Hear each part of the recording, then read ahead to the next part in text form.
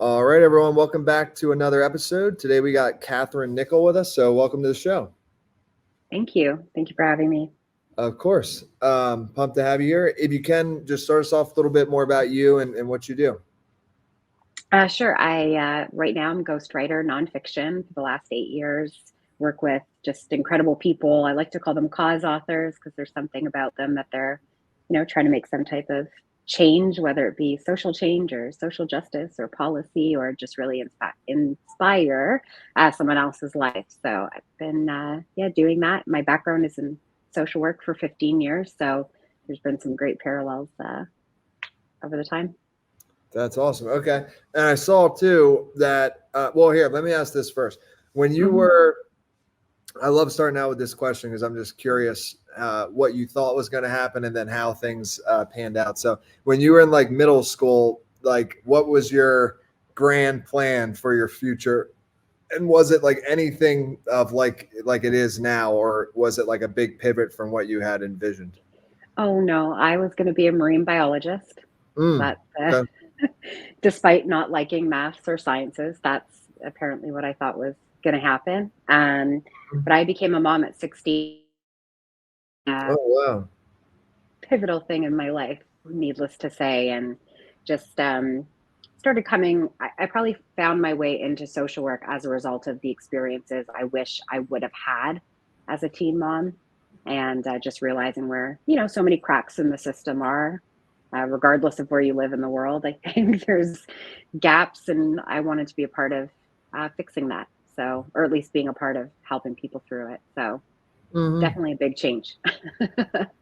Okay, so that's pretty wild. That's awesome. So if it's okay with you, I want to ask a few questions about that. I was Mhm. going to go right to like you writing so many books, but now that this can of worms is opened, I'm curious. So, um, so 16. So obviously that was like somewhat of a surprise, I'm imagine, right? Like, Yeah, it was a okay, big yeah, surprise. not Yeah, not not planned necessarily. Okay, no. and then so and I'm assuming what I actually think, right? Even though those aren't planned, what I think is so cool about when that happens.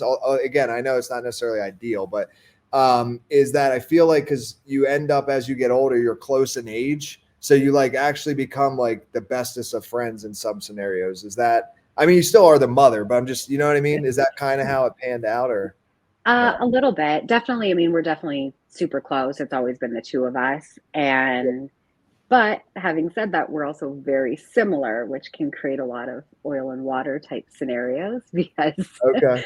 we're both very opinionated and, want to do things our way and that kind of thing. But yeah, at the same time, there's been a lot of benefits to it, not without a lot of hard work though. Got it. Okay. Um, very cool. I just that's so I think it's cool. Um, so then okay, and then what were before you started writing your books, and I think you have 15, correct? Yeah, I just started number 16. It's number 16. Okay. What were some of the successes and failures that you had like before you kind of found this path of authorship and helping others through authorship?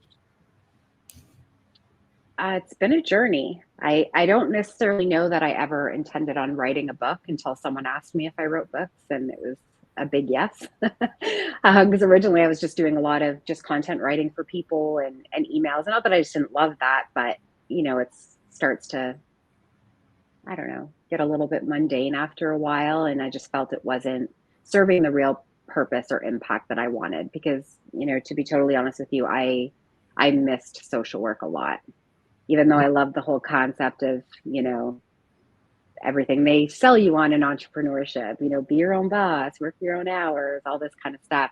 Definitely was Yeah. enamored with that, but I really missed being in the trenches. So when someone asked me if I would help them write their memoir, it just opened up a world that just allowed me to not be a counselor or social worker anymore. I'm not that, but really being able to work with people in that capacity, and people feel comfortable for the most part knowing that's my background, because it's probably unlikely you're going to tell me something I haven't heard before.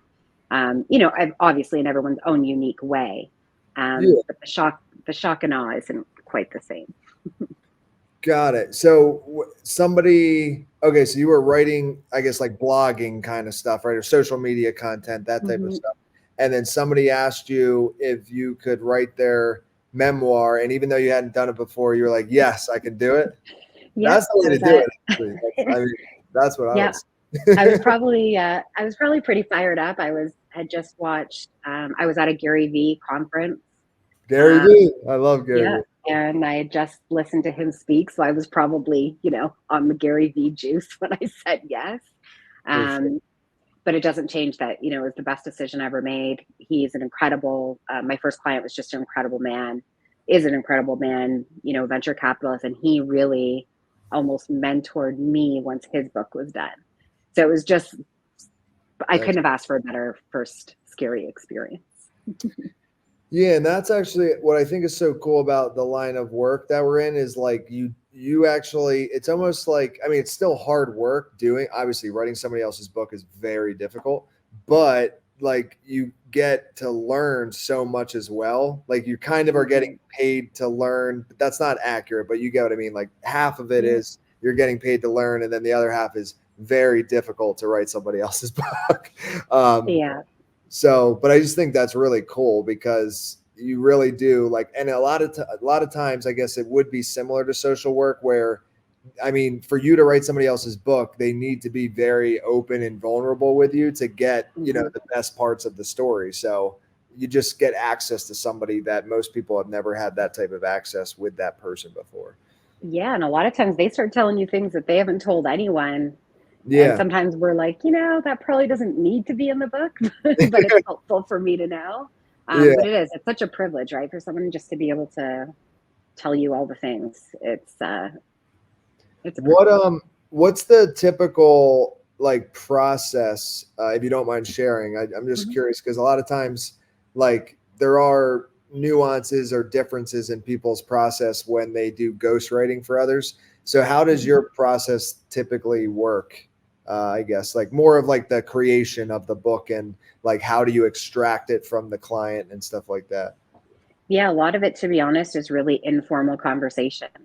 Okay. Because the hardest part isn't necessarily for me, the hardest part isn't getting out those vulnerable moments. The trickier part is making sure that, we're really becoming that person in the sense of how they say things, the way they say things, what is their dialogue like or their narrative, or, we all have common words that we say all the time. What are they? So just, I mean, obviously I want people to tell me their story as we're talking about it, but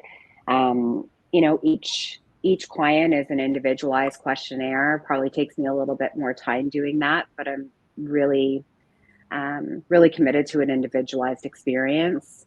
And just really getting to know somebody and making sure that they're getting to know me because I don't want to feel like a stranger at the end of it. I Yeah. want them to feel like, yeah, I really did your story justice. So, a lot of questions. All of my calls, for the most part, are done up front, typically three or four, about 90-minute calls, spaced out because, I'm typically attracting a lot of stories of trauma um, and things along that. And I always want to be sensitive to that because I'm asking people to unpack stuff they probably haven't unpacked in a really long time. Yeah. Um, and then I go to work. I work on a live outline so they have an idea of where I'm at in the process. And once we have a really solid outline and storyboard done, then I disappear for a little bit and get to work. That's awesome. And do you or do you have you written own your own books or are all those 15 like you ghostwriting others? Ghostwriting others. I published a guided journal during the pandemic just because I thought everyone was talking about journaling, but then people are like, I don't even know what to journal about. So I Yeah. thought, well, let me try out my own practice over here. But other than that, no, just the guided journal. Got it. And yeah, and I guess it makes sense because of the way that you started. And it's so interesting. A lot of the people that I've talked to in the industry, it's a very similar story of like you kind of fall into it. Like most people in book publishing, they never really plan to go into book publishing. It's just like something like your story of like, well, I was, doing content writing and then somebody asked me to write their memoir And now years later, I've written 16 like bestsellers or whatever. Like, it just like happens. And then you end up going all in because it's just such a cool industry. Uh, Yeah. And it's so, funny too, because my mom spent her entire career in educational publishing. So for okay. her, when she knew I wanted to be writing, she's like, there is no money in that anymore. Like, nobody's doing that anymore. You're crazy. I mean, not in like an ugly way. My mom has like this weird motivational thing about her, which the way she Yeah. presents things. But I always grew up around it. And it was never necessarily part of, I always thought to be an entrepreneur, you needed to invent something, Yeah. naive as it is. But yeah. Yeah, well, here's a question just because you said that of what your mom said is like, what are your thoughts overall? I mean, look, obviously, because your business, my business, a lot of book publishers, like there's definitely money in it. And from what I've seen, I think a lot of times what it is, at least with my clients, is it's a lot of like business owners, CEOs, where they're busy running their business. They don't really want to take the time or don't have the time, however you want to look at it, to write their whole book by themselves. And then so they hire somebody like yourself to ghostwrite it for them. And then similar on the marketing side, it's like, say you want to hit New York Times or Wall Street Journal bestseller or whatever list. Some of the lists, as I'm sure you're aware, aren't that difficult, like Amazon bestsellers, like those are a little bit easier. But regardless, doing all that on your own is also very difficult. So they could hire a firm. So there's money in it. But I do think with technology and like AI and stuff, our industry of book publishing, I don't think it'll go away, but I do think it's going to change drastically. Like, have you thought about that at all? Or Yeah, I get asked about that a lot. okay, The truth is, I think, yes, we'll see some major shifts. I think we already have to some degree. But at the end of the day, people crave real people and real stories and real emotion and real voices and real tangible impact, or someone that, they can really relate to on so many levels. And I just don't know. And I'm not, knocking the AI industry. I think it has its place yeah, and it's brilliant. But I think for people that still want to continue to really share, I hate to use the word authentically, but you know, it's true. I don't know that AI can ever replace that. So I'm pretty confident, especially in the nonfiction space. Fiction industries might be seeing a little bit harder hit, if you will, than I think the nonfiction space. But I think nonfiction that, yeah, we're seeing some shift right now, but we'll see it go back, I think, in our favor. yeah, no, I actually agree with you. And I think, if you were to divide it in two sides, like marketing, if anything, I think it might amplify it because it just, all these tools and stuff, they just make the marketing of things easier, which I think is Mhm. good. And you can reach more people with more, social medias, softwares, automations, whatever. That's all good. Um, and then on the writing side, it's just like, at least for now, the AIs that I've like seen people and some of my writers have like tested out, it's just not anywhere close to a human. It's just not. Like maybe you can get like a rough outline and like a really choppy first chapter, but like it's not going to be the end all be all. So I think like best case of the argument for AI coming in is like more of a conjoined situation. It's not like taking away the writer, but it's like instead of the client coming to you with nothing, maybe with some AI help, they could actually come to you with like a foundation for the book. So, and in that case, it's like, okay, cool. You made my job a little easier, So, Yeah, um, exactly. but yeah, at least and I know tech speed, the speed of technology is very fast. So, but to me, I feel like at least for another decade, there's not going to be something that can write anywhere. It just won't happen. So I don't know. Maybe we're wrong, but I think I'm with you on this one. So okay, I'm sure some of the projects that, I'm sure there's some where you can't really say names and stuff, but is there any in particular that like stands out of like it was a really unique story that you can share, even if you can't say the name? I'm just curious. Sure. I'm definitely on non-disclosure with all of them, but when we first started talking and I mentioned cause authors, and I had someone who referred this client to me just because they knew me from social work, and they said, Catherine's ghostwriting now. You should really hit her up with your story. So at the time, I had no idea. I just knew, okay, she's being referred because of my background. It's going to be something heavy. And she was, her husband took his life to suicide. He was a first responder. And her goal was to help other first responder families identify signs early on. So she wanted it to be able to tell her story, but also with a purpose to it. And now that book is handed out to her respective areas, first responders when they graduate. So it goes to them with their families. So just, even though I know her story is not unique, and as a result, I was introduced to 2 other widows that we've done their books as well. One that's gone on to create real policy change, that it's no longer sick leave if an officer needs to take leave, or it's no longer mental health leave, it's sick leave, because it's eliminating, at least it steps to eliminating that stigma. So again, I know you asked me, are they unique? And although they're unique in their own right, really seeing something go on, not to just, as everyone else comes to you, I want to hit a bestseller. It's like, okay, let's write the book first. Where this one was really coming with wanting to create a really big ripple. So those stories mean a lot to me. Gotcha. And I saw too, as I was doing research, you, I don't know if this was a joke or not, but on your 1 or 3 sheet here, 2 sheet, it says coffee drinking is a topic you like to talk about. So I just like to drink it a lot. Anyone who knows me knows that's just what it is. And it just became, I had clients start sending me the most random mugs with sayings on it. So it just became a Catherine thing, I guess. Got it. Okay. No, I'm a huge coffee fan.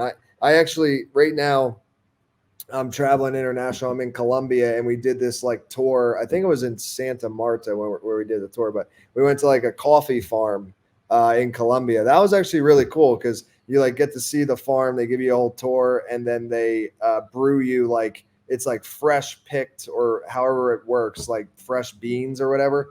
And they literally, they're like, these are from this morning, and then they run them through the process, and then they brew you coffee like right there with it. So I think it tasted better, but it also could have been a little mental thing. I don't know. Yeah, definitely. Yep. The prettier the name, the better it tastes sometimes too. Yeah, Yep. for sure. Do you have, what's the one in Canada? It's Tim Hortons, right? I think that's what it is. On like every single block. Yep. Yeah. Is that your go-to, or you make it at home? I'm an at-home maker. Okay. If I've got to go the Tim Hortons route, it needs to be dark roast. Otherwise, it's just dirty dishwater. I'm a bit of a coffee snob. It's true. What do you think of Starbucks then? Like, no. Yeah. What's so weird is like, how successful Starbucks is. And apparently from what I've heard from, I guess you call them a lot of coffee, what is that word? Aficionados or something. Yeah. They say Starbucks coffee actually is like really not good. Like it's like not actually like solid. But when you get their lattes with all the sugar, you can't really tell. It's just like, it tastes good because it's 50 grams of sugar or whatever. And then you're not a coffee drinker. You're just a fake coffee drinker. Yeah. Yeah. Yeah. If you get it with, whatever, all the pumps of vanilla and whatever. Yeah. Okay. So now just curious on like where you're thinking of like taking your business, or maybe you're like very content with where it's at and staying like this. So is it you that's doing all of the writing and you just take on a few projects a year, or do you plan on, maybe having writers underneath you that you train? Like any ideas for the future with it? Yeah. So for the book ghostwriting piece, it's just me. So I don't take on more than 3 a year because I won't ever overlap a book. So typically my turnaround in a book is about 90 to 120 days. So ideally I only want to do 2 a year, but the wait list just kept growing. So I'll be honest with you, I didn't even offer any type of book coaching until just this last year or 2023. Because it just felt like it was, it's one thing to say, oh, I have a wait list until 2026, 2027. And that's great from a business standpoint. But what it also meant was I was delaying people's stories getting out there 3-4 years down the road. And I just, and the truth is, a lot of people think they want a ghostwriter. It seems to be a little bit trendier until, Prince Harry's ghostwriter blew up our scene and started doing all the things he shouldn't have been doing. But a lot of people just want help. They just really just want someone that, not just to be their cheerleader, but, someone that they can just kind of bounce ideas off of. So when I launched the coaching, and it's an individualized program, group coaching's not my jam, especially when it comes to nonfiction stories. Maybe see, there's my strong opinion coming out. Yeah. So the book coaching, and that's what I'd really like to just continue doing. We just had 2 clients finish out of that. They just went, it's already making some really good traction for them. So having that, it's an evergreen because it's doing it, individualized. But then as far as everything else, blog content, email copy, I have a team that works with me that'll help manage those things, website copy. Got it. Do you have or do you ever plan on doing like a course?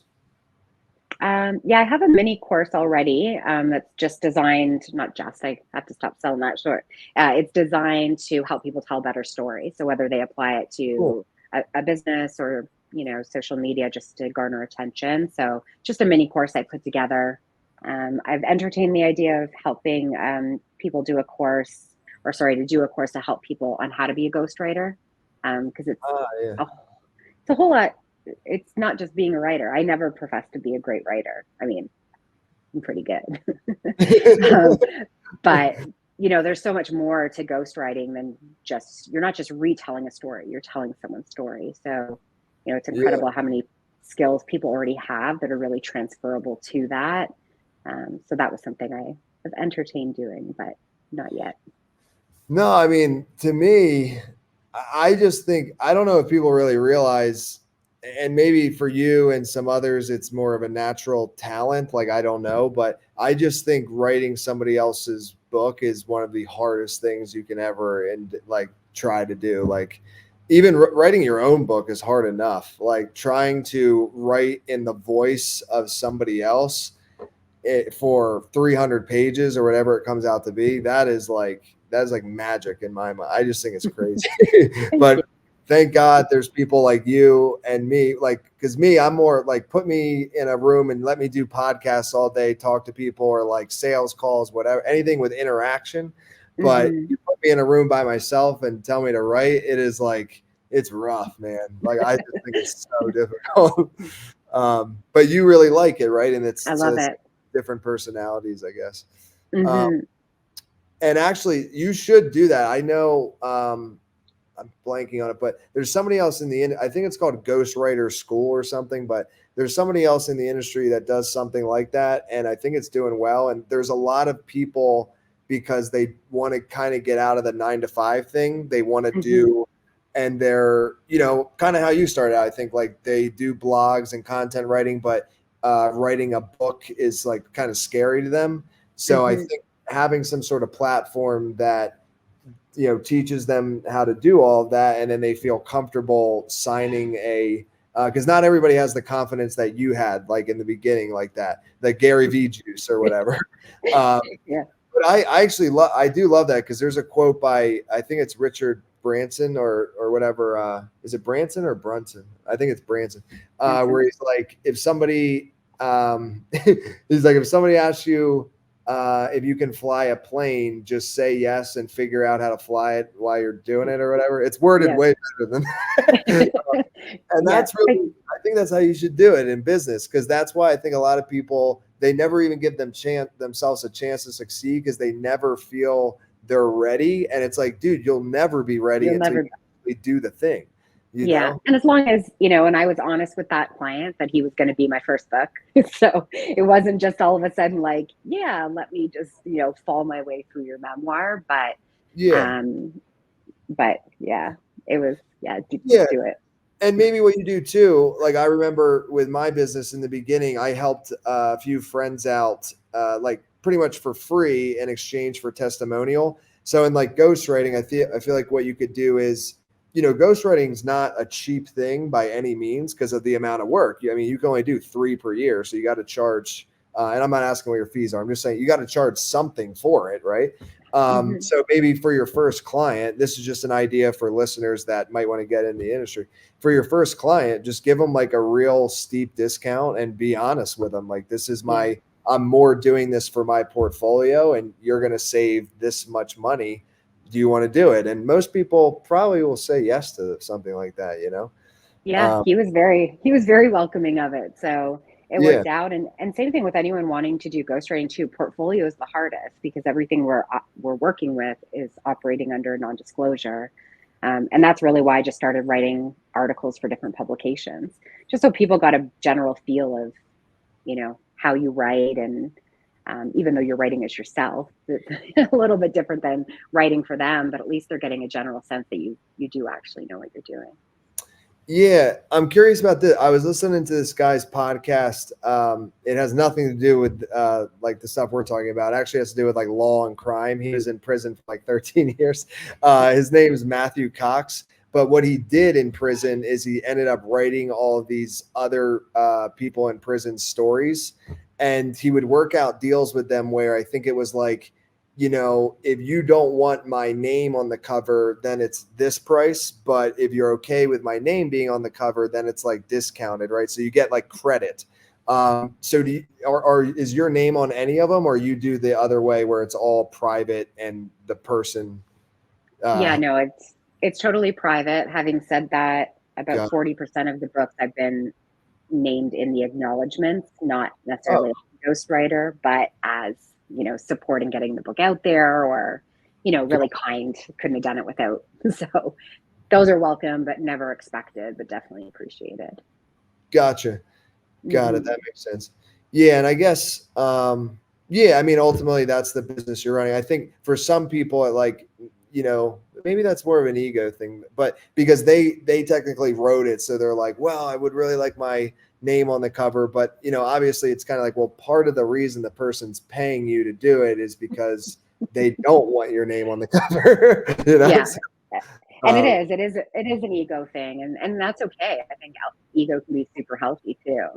But yeah, if your goal is to have your name on the book, then you're not meant to be a ghostwriter. You're meant to be, a writer or a helper or whatever the case is. But ghostwriter, you just kind of you need to go in just knowing that, you're probably not going to get the credit. have you seen, and I know you might not be able to be super specific with this answer, but I know you said like one of the clients you had, like I think the book helped with some like policy changes and stuff. Have you worked with like, and maybe it was the first guy, I'm sorry, I can't remember exactly how you had worded that answer, but have Hmm. you worked with some like business owners where after they had the book, they noticed like a considerable uptick in their business from like leveraging the book? Yes, 100%. Especially the business life hybrid. A lot of entrepreneurs have great intentions of writing the book, but then it never happens. But it's Got pretty it. amazing, watching them, being able to use it from stage, or and not just for that purpose, but it also gives people an insight to who they are. So definitely the business life hybrid. How to's not so much, and I don't tend to play in that arena very much. I'd much rather have the stories that go with it. So, but yeah, definitely. Yeah, I think that the how-tos a lot of times I think are almost better for like those like book funnel things, or almost like an opt-in or Hmm. something to like just funnel into your business.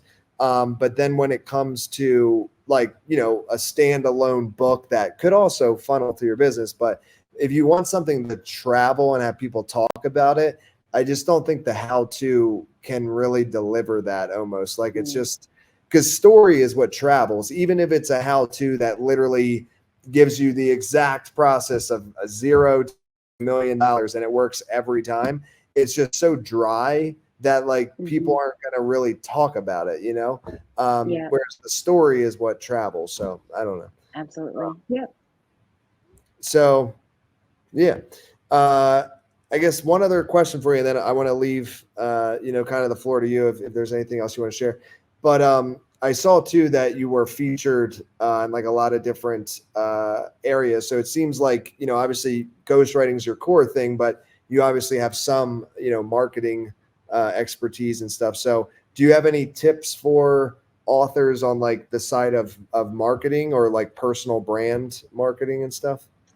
I just really believe in publicity. I was really fortunate to make another very scary investment into myself 8 years and or 8 years ago. So a year into my business where business wasn't profitable then. And I just really started to embrace the world of publicity, and it's just opened so many doors. My most recent book client is because she found my Business Insider article that was featured by Apple News. And that was something, I mean, I don't pay to play in the publicity space. It's just that grind of pitching reporters and journalists and getting plugged into that. And I just think that it's such a valuable, it's changed my business. So Yeah. just as far as just the credibility and people getting to know who you are, right? Yeah, no, that's amazing. So somebody found you through there, and yeah, I think just as the somebody becoming an author does for their credibility, it's similar. Like when you can say that you've been featured in Forbes, Business. I'm just actually reading some of the ones that you are, Business Insider. You know, these are like big publications that are very difficult to get into. So either way, kudos to you. That's awesome. Thank Um, you. so yeah, I mean, I wanna leave the floor to you. If there's anything that we didn't cover, please share, and then let people know, because my audience is a lot of aspiring authors. So I'm sure there's going to be some interest for you. So let people know where they can stay in contact with you, website, socials, stuff like that. For sure. Well, first, thanks for having me on. I'm glad we made this work and made this happen. And really the primary thing I just would love to leave everyone with is just please use your voice to make an impact. It doesn't matter on what platform you're doing it or how you're doing it. If it's a book, perfect. If it's not, that's okay. But just continue to really use your voice. And I believe we can make a change in the world, even if it's in our next door neighbor. But that's Yeah. just really that's really my goal. So you can find me on my website, CatherineNikkel.com, and any social, it's just my name as well, Catherine Nikkel, Nikkel. Thank you again for coming on. Really appreciate it. For sure. Thanks, Tyler.